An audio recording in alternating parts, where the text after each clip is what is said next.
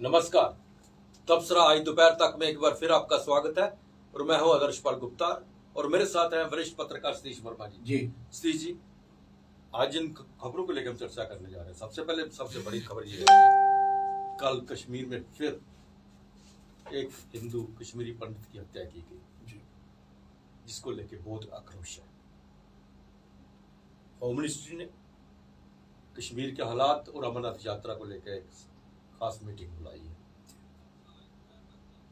राजस्थान में कांग्रेस का चिंता शिविर चल रहा है और जम्मू कश्मीर में 3 एम्प्लॉइज को टर्मिनेट किया है जो आतंकवाद के साथ मिले हुए हैं। सबसे बड़ी खबर आज की, जिसे लेके अब बहुत बड़ा कश्मीर से लेके जम्मू में और पूरे हिंदुस्तान में आक्रोश है, वो क्या है, कल फिर एक बार कश्मीरी पंडित जो चदूरा में तहसील में क्लर्क था, उसके अंदर जाकर 2 आतंकवादी ने गोली मारकर उसकी हत्या कर दी। उसको लेके बहुत बड़ा आक्रोश है।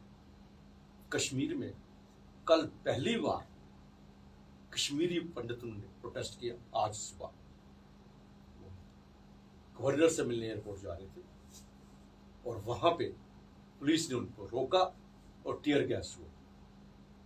जम्मू के अंदर जब इसका पार्थिव शरीर आया, लोगों ने इतना विद्रोह किया, भारतीय जनता पार्टी के विरुद्ध नारेबाजी की, यहां तक कि भारतीय जनता पार्टी का प्रेसिडेंट रविंद्र रैना वहां था, उसके मुंह पर उनको बहुत बहुत चोट खाई। बजरंग दल ने प्रोटेस्ट किया, शिवसेना ने प्रोटेस्ट किया, डोगरा फ्रंट ने प्रोटेस्ट किया। तो जम्मू का काम है क्या? वहां पे हम शांति शांति कह के सिलेक्टेड किलिंग कर रहे हैं और हम यहाँ पे बट रैना दूसरा तीसरा उनको श्रद्धांजलि देते, अमर रहे के नारे लगा रहे हैं।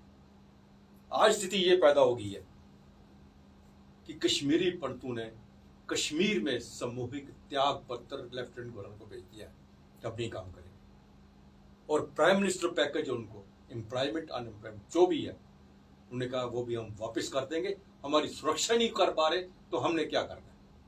नहीं, आप बिल्कुल ठीक कह रहे हैं। देखिए ना, ये पिछले कुछ महीनों में देखिए, ये तीसरे कश्मीरी पंडित मुलाजिम है जिसको मार दिया गया। मुलाजिम नहीं, कारोबारी भी थे, जिनकी केमिस्ट शॉप भी थी। मैं समझता हूँ कि जो पाकिस्तान का एजेंडा जो है, और ख़ास तौर से 2 बातें, जो अमरनाथ यात्रा शुरू होने जा रही है, इस प्रकार के कयास लगाए जा रहे हैं, असेंबली चुनाव भी हो सकते हैं, तो पाकिस्तान का एक एजेंडा साफ तौर पे दिखाई देता है। और जो कि उसने रिएक्ट भी किया था, उसने केवल नहीं बल्कि चीन ने भी रिएक्ट किया था। 5 अगस्त 2019 का जो 2 भारी बहुमत के साथ फैसले हुए, एक तो विशेष दर्जा खत्म करने का और यूटी के तौर पे 2 पुनर्गठित करने का प्रदेश। मैं समझता हूँ कि देखिए, ये एक इतना ये गहरा विषय है कि वो जो टारगेट किलिंग लोग कर रहे हैं। देखिए, इसके कल 2 हत्याएं हुई हैं, बिल्कुल, एक कश्मीरी पंडित की, एक कश्मीरी मुसलमान की। वो जो पुलिस में था उसको भी इसी तरह से मारा। बिल्कुल बिल्कुल। तो मैं समझता हूँ कि जो हत्याएं करने का एजेंडा, जो टारगेट किलिंग जो कहा जाए कि हाइब्रिड टेररिस्ट जो है, जिनको ये टर्मिनोलॉजी दी गई है पुलिस द्वारा, मैं समझता हूँ कि इन पर अंकुश लगाने में ये अच्छी बात है। संतोषजनक इतना कह सकते हैं कि आप टेररिस्ट मार रहे हैं, लगातार मार रहे हैं, कामयाबी मिल रही है, लेकिन पूरी तरह इसको हम संतोषजनक इसलिए नहीं कह सकते कि किलिंग का सिलसिला रुक के फिर शुरू हो जाता है। ये राहुल भट्ट को जो मारा गया, नौजवान लड़का है और तहसीलदार के दफ्तर में था, और प्रधानमंत्री का जो पुनर्वास पैकेज है उसमें उसको नौकरी दी गई थी। और जिन इस्तीफों की बात कर रहे हैं वो तमाम वो लोग हैं जिनको पीएम, ये कांग्रेस के वक्त शुरू हुआ था, डॉक्टर मनमोहन सिंह के वक्त। वो आज हम सुन रहे थे, हमें तो मालूम नहीं था पूरी तरह। जहां आपने जिक्र किया उसके संस्कार का, दाह संस्कार जो हुआ जम्मू में, तो प्रदेश का भाजपा के अध्यक्ष पूर्व उप मुख्यमंत्री कविंदर गुप्ता, एक वो जीएल रैना जो है, गिरधारीलाल रैना, वो वहां मौजूद थे। वीडियो में साफ दिख रहा है वो कितने भयानक भाजपा से और मोदी सरकार से आक्रोशित है। खुले हम कह रहे हैं कि आपने कुछ किया नहीं, जो नौकरियां पहले की सरकार ने दी हम वो भी छोड़ने को मजबूर हो रहे हैं, हालात ऐसे बन रहे हैं। आप केवल बयान देते हैं, हम ये कर देंगे और वो कर देंगे, आपसे होता कुछ नहीं है। केवल उतनी बात नहीं है, आपने खुद बताया कि जिस प्रकार कश्मीर में, ये वास्तव में सही बात है, पहली बार इस तरह कश्मीरी पंडित समुदाय और दूसरे हिंदू सड़कों पे निकले हैं, बिल्कुल, ये टारगेट किलिंग के बाद, ये बहुत बड़ी बात है। आप समझ सकते हैं कि ये वो है कि मगर पानी में रह के मगरमच्छ से बैठ, वो कितने पीड़ित हैं, कितने कहा जाए कि दुखी हैं कि इस तरह हत्या हो रही है और उस पर कोई रोक नहीं लग पा रही।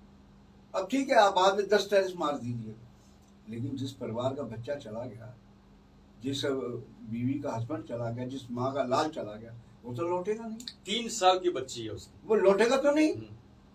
आप कह देंगे 4 दिन बाद जिसने राहुल भट्ट की हत्या की थी हमने उसको मार गिराया।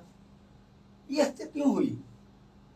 आखिर क्यों नहीं इनकी सुरक्षा के बंदोबस्त ने पुख्ता किए, जो आज भी कह रहे हैं। जी, ये बड़े सोचने की बात है कि तहसील का ऑफिस जो अगर तहसील में है, तहसील का ऑफिस डीसी के ऑफिस के बराबर होता है। अगर सब तरफ और वहां सुरक्षा चाकचौंध होती है। आप अगर अंदर जाते हो, बिल्कुल आपकी तलाशी ली जाती है, बिल्कुल ली जाती है। घन कैसे अंदर लेके जा रहा है, बिल्कुल, कि किस बात की सुरक्षा को वहां के स्टाफ को दी जाए। बिल्कुल बिल्कुल वही सवाल वही है।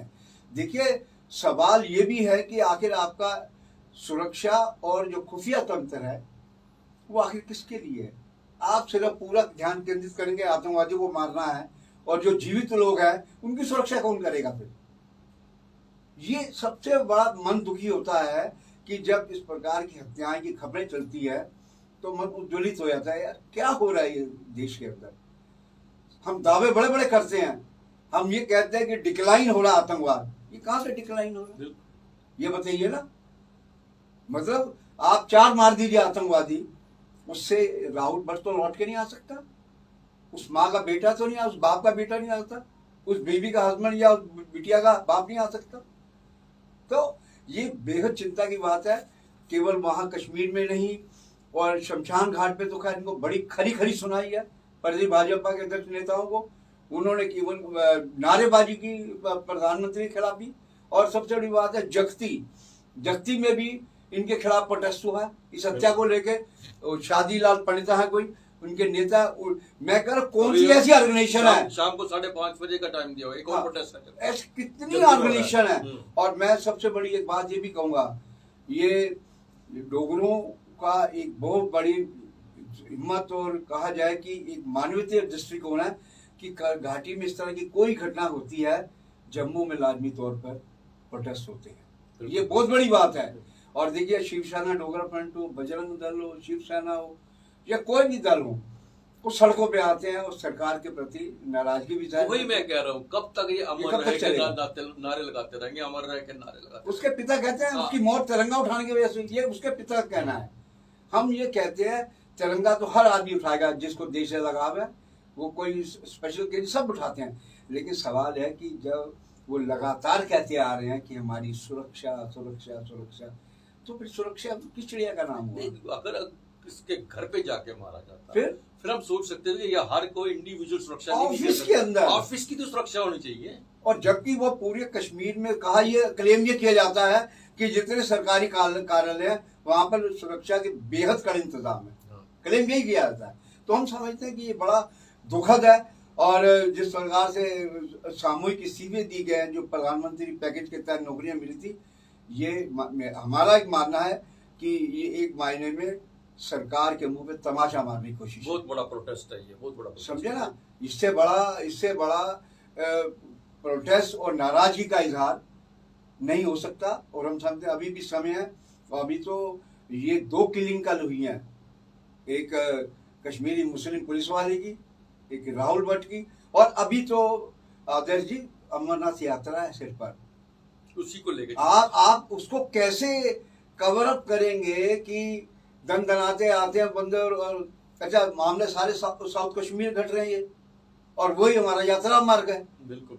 तो इसी को लेके आज होम मिनिस्टर ने वहाँ पे मीटिंग बुलाई है, और उसमें कश्मीर के हालात और अमरनाथ यात्रा की सुरक्षा के लिए उसको किस तरह से कर रहे हैं, उसके उच्च स्तरीय बैठक है। नहीं, बिल्कुल ठीक कह रहे। देखिए, और सबसे बड़ी बात यह है कि पिछले कुछ अरसे के अंदर यात्रा को लेकर ये तीसरी बैठक है। ये बड़ी बात बनती है कि एक यात्रा को लेकर, इसका मतलब कि सरकार जो दिल्ली में बैठी है वो चीज़ों को समझ रही है, और वो चिंतित है।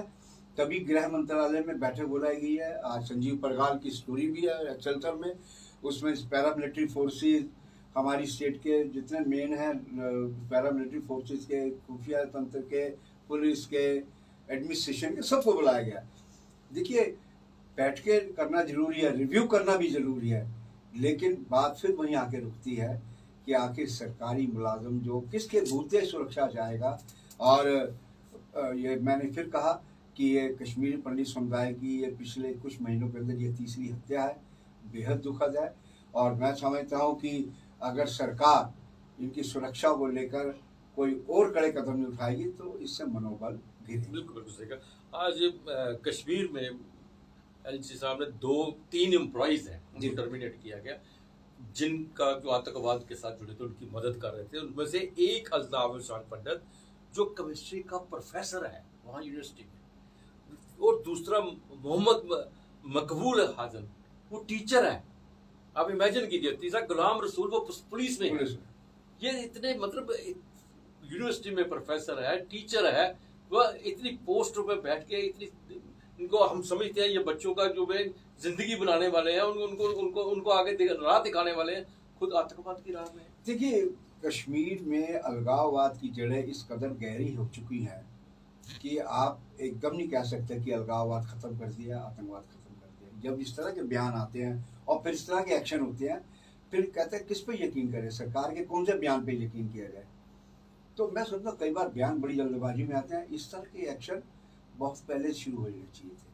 हम इस बार ये जरूर कहेंगे कि मौजूदा जो लेफ्टिनेंट जनरल हैं मनोज सिन्हा, इनके कार्यकाल में इस प्रकार जो काली भेड़ें हैं, जो जिनको भारत के निर्माण के लिए, देश के निर्माण के लिए बच्चों को अच्छी शिक्षा देनी है, वो उनको अलगाव और की राह और आतंक की राह पर अगर धकेल रहे हैं, तो मैं समझता हूँ इन जैसी काली भेड़ों का यही इलाज है, इनको टर्मिनेट किया जाए और इन पर पूरी तरह इनकी निगरानी रडार पर की जाए। सी जी, कांग्रेस की 4 ये चुनाव हुए हैं जहाँ पे सब जगह हार के कारण अब राजस्थान में कांग्रेस ने एक चिंतन शिविर लगाया है। आज वहाँ पे वो इस बात की चिंता कर रहे हैं कि कांग्रेस की पोजीशन दिन ब दिन क्या हो रही है। बिल्कुल आप जैसे देख रहे हैं, जहाँ पांचों के पांचों राज्यों में कांग्रेस का सफाया हो गया है, और आने वाले चुनावों में भी कांग्रेस का कोई इतना बड़ा नाम आगे नहीं आ रहा, कांग्रेस की पोजीशन नहीं आ रही। चाहे उसमें हम जम्मू कश्मीर कह सकते हैं, यहाँ हम एक्सपेक्ट कर रहे हैं चुनाव में, और यहाँ भी नहीं है, और भी बाकी भी हिंदुस्तान में। अब इसके लिए एक चिंतन शिविर लगा है वहाँ पे। बिल्कुल बिल्कुल। देखिए, वो उदयपुर है राजस्थान का, उसको कहा जाता है कि झीलों का शहर, बड़ा खूबसूरत शहर है, और वहाँ पर रखा गया है। आज ही शुरू हुआ है, 2 दिन का चिंतन शिविर है। राहुल गांधी, सोनिया गांधी, तमाम बड़े नेता, गुलाम नबी आज़ाद हमारी स्टेट से, और तमाम नेता पहुँचे हैं। जो सूत्र बता रहे हैं कि जिस प्रकार पिछले दिनों पार्टी की कमान राहुल और प्रियंका को दी गई थी, उसके जो नतीजे 5 राज्यों में आए, उसके बाद मुखर होकर विरोध पार्टी के अंदर शुरू हो गया। तो माना ये जा रहा है कि जो ओल्ड गार्ड हैं, जो पुराने नेता हैं, उनको फिर से तरजीह देने की कोशिश हो सकती है। यही वजह है कि गुलाम नबी आज़ाद को इस चिंतन शिविर में एक अहम भूमिका दी गई है, और भी जो असंतुष्ट नेता हैं उनको भी भूमिका दी गई है। हम समझते हैं, देखिए, चुनाव जीतना हारना एक अलग विषय है, संगठन को मजबूत करना दूसरा विषय। कई बार बड़े बड़े मजबूत संगठन आते हैं, यही बीजेपी, यही आरएसएस, जब 2 सिर्फ सीटें आई थी, तो एकदम निष्कर्ष पर नहीं पहुंच सकते कि कौन कमजोर कौन पहलवान है। हम समझते हैं कि ये सब रणनीति का खेल होता है, और अगर कांग्रेस बेहतर रणनीति बनाती है इस चिंतन शिविर के माध्यम से, तो उम्मीद की जा सकती है कि आने वाले दिनों शायद उनके लिए कुछ बेहतर हो। और अगर उसी ढर्रे पे गाड़ी चलेगी तो फिर इन चिंतन शिविरों का कोई अर्थ नहीं। बिल्कुल, ये था तबसरा इस दोपहर तक का। बाकी खबरों के लिए आप देखते रहें पीपी न्यूज़ लाइन। नमस्कार। नमस्कार।